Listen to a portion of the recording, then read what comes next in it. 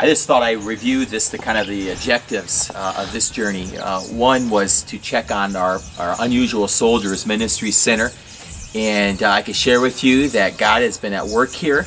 Pastors are being taught reading and writing through the Bible. Many of the pastors I have come to discover can't read and write, so we're seeing that objective.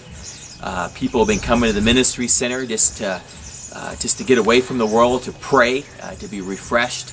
There's been several training centers, training times here at the center, and so this has been such a blessing.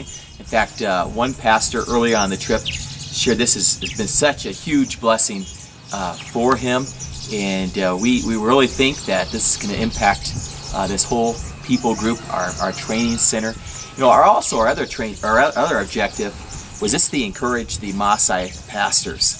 Often, my third time in Tanzania, often they kind of looked for me for vision, for decisions, and after meeting with them down there, I could say that the gospel is spreading like a wildfire down there in Tanzania.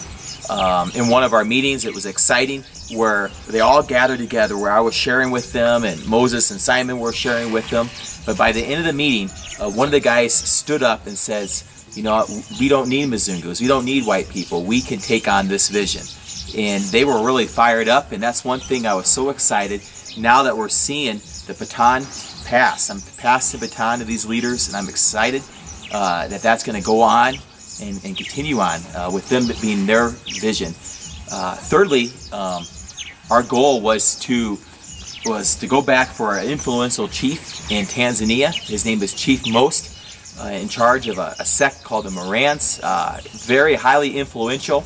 However, he's only 17 years old, and I just had a strong burden that we need to disciple this young man. We need to help him. So we went down to Tanzania just to retrieve him, to see if he'd come back up here to our training center. They're on school break for a month, and we did meet with them, and we got approval from his parents, his father and his mother. And I'm pleased to share that Moses will be going back for Chief Most Monday to bring him back up here to the training center, to teach him the ways of God, to disciple him. He told me that after I had shared with him last year that he's been reading his Bible, but through this young man he could change all of Tanzania, and he could change the Morans.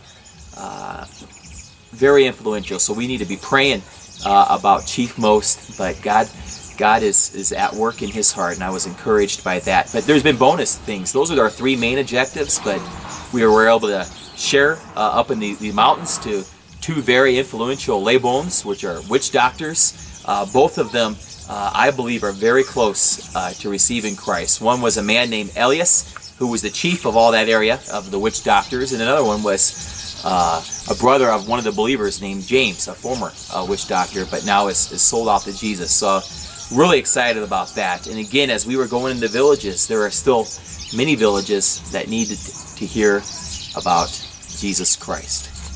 So I'm asking you, Walled Lake Missionary Church, let us come together and keep praying for this people group.